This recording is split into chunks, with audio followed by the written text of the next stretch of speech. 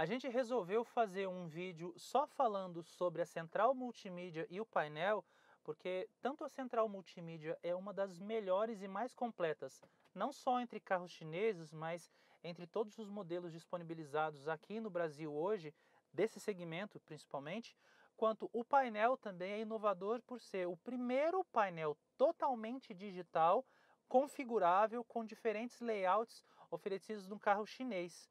A gente tem alguns modelos nacionais e importados com esse tipo de painel totalmente digital, mas num carro chinês é a primeira vez que isso acontece. E a propósito, tanto a central multimídia quanto o painel têm excelentes resoluções e soluções também. A gente vai começar mostrando a central multimídia. Aqui a gente encontra uma figura bem bonita do T80, né? É uma resolução bem bacana e dá para você ver o carro literalmente como ele é, inclusive nos detalhes. E 6 menus principais. A gente vai começar com o setup, que na verdade é a configuração da própria central multimídia em si. E aí a gente já começa fazendo a primeira crítica, mas na verdade vai ser uma das poucas críticas que a gente vai fazer. O sistema, ele aceita apenas 3 línguas: inglês, espanhol e chinês. É uma pena que ele não apresente a opção de português para você poder operar a central multimídia, mas acaba sendo uma linguagem um pouco universal e a maioria das pessoas não vai se sentir tão perdida assim na hora de operar a central multimídia porque ela é bastante intuitiva. A gente volta para cá e a gente vai agora no EasyCom. EasyCom, na verdade, é o sistema de pareamento, ou de espelhamento, né? Não de pareamento, perdão, de espelhamento de celulares. Você consegue fazer isso via cabo e acessando esse menu aqui da central multimídia.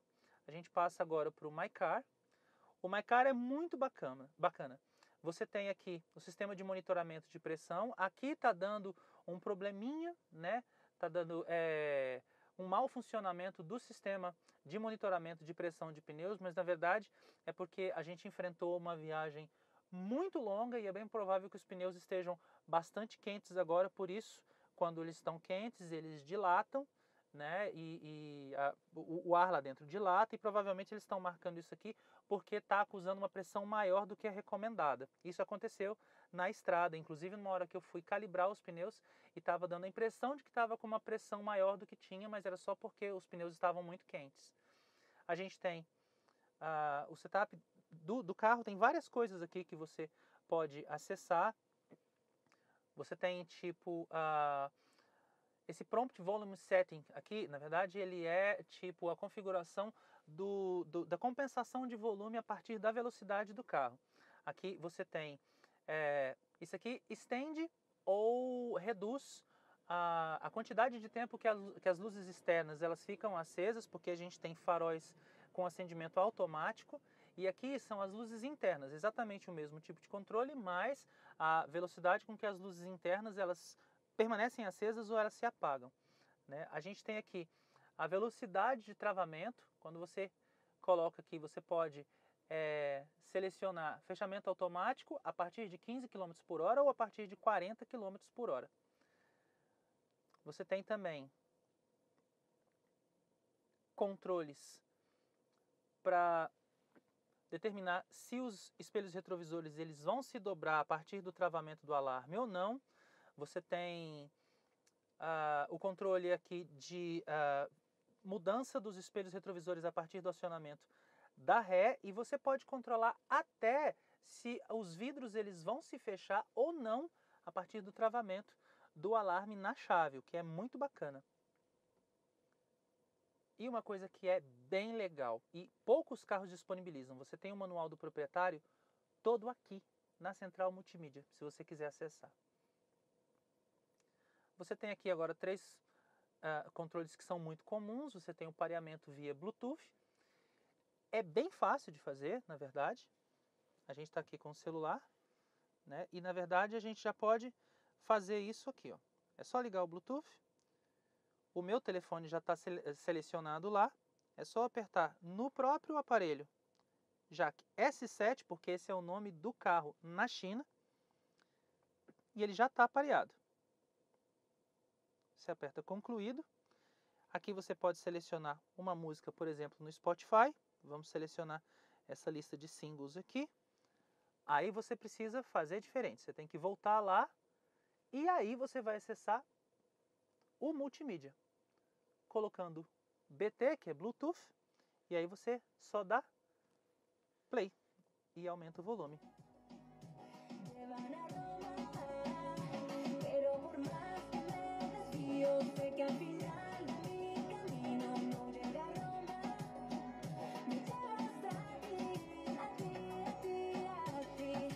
Vamos dar uma pausa aqui para falar sobre a qualidade do som Infinity. O único defeito que a gente consegue encontrar aqui no som, que é controlado pela central multimídia, são as poucas faixas de equalização. Você só tem baixo, médio e agudo.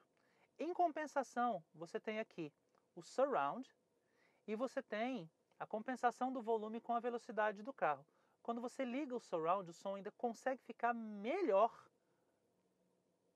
do que ele já era.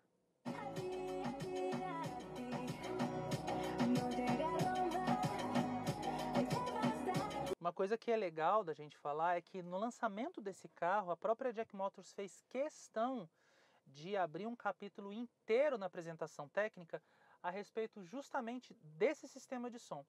A gente conseguiu constatar que mesmo entre modelos importados premium, como Jaguar, BMW, Audi, a qualidade sonora desse carro aqui, do sistema de som desse carro, é uma das melhores que a gente já encontrou. Mas tem ainda mais um detalhe interessante. Você consegue encontrar a melhor equalização e o melhor resultado sonoro sentado exatamente no meio do carro, que é ali na parte central do assento traseiro. Por que isso acontece? Porque você tem uma cabine muito ampla e existem coisas que você simplesmente não tem como mudar.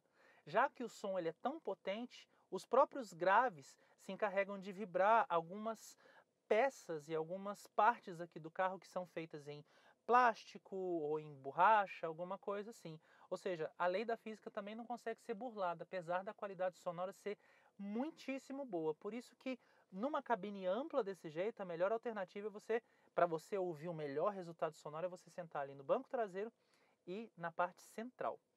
E aí, para terminar, a gente tem os controles do rádio, que são como qualquer outro controle em qualquer outro carro, mas você tem controles aqui, inclusive, no volante. A propósito, Bluetooth e telefonia também podem ser selecionados pelos botões aqui do volante multifuncional. Outra coisa muito legal que esse carro tem é esse painel aqui, como a gente já falou na introdução. E você consegue encontrar as informações aqui de maneira muitíssimo clara em qualquer um dos layouts que esse painel ofereça. Para você mudar o layout, é interessante você saber. Você precisa estar com o freio de mão acionado e a alavanca em parking. Se você mudar a alavanca para qualquer outra das posições, você simplesmente não vai conseguir acessar essa função ali no painel. Por exemplo, vamos colocar na posição neutro. A gente vem aqui nesse botãozinho, que é o que alterna os menus dali, selecionou no meio, apertou aqui. A gente vai procurar temas, ele não vai selecionar, tá vendo? Do volume ele vai passar direto para língua. Volume, língua. Se você quiser, você volta aqui, coloca a alavanca na posição P, e agora sim você vai conseguir encontrar o tema. Apertando aqui, você encontra o tema clássico, que é aquele tradicional. Conta-giros à esquerda, velocímetro à direita. É uma simulação de mostradores analógicos, mas na verdade eles são todos digitais. Você tem marcador de temperatura bem à esquerda, marcador de combustível bem à direita, como se fossem também analógicos. Algumas informações do computador de bordo no meio do conta-giros, outras informações ali no meio do velocímetro, e ali mostra, na verdade, a música que está sendo tocada pela conexão Bluetooth. E você tem também, além do velocímetro analógico ali, velocímetro digital no centro. Se você selecionar aqui mais uma vez, você vai lá para o tema, seleciona moderno. Você tem agora outra forma, outro layout totalmente diferente. O conta-giros já não é mais tão visível, Os marcadores eles ficam sobrepostos, temperatura e nível de combustível, mas tudo em barrinhas digitais. E o velocímetro fica bem visível pelo mostrador digital do centro, mas ele tem também uma simulação de mostrador analógico bem aqui. Você tem informações à esquerda e à direita do mesmo jeito que você teria se você usasse o layout clássico. E você tem, por fim, volta lá para o tema, o digital. Na nossa opinião, é o mais pobrezinho.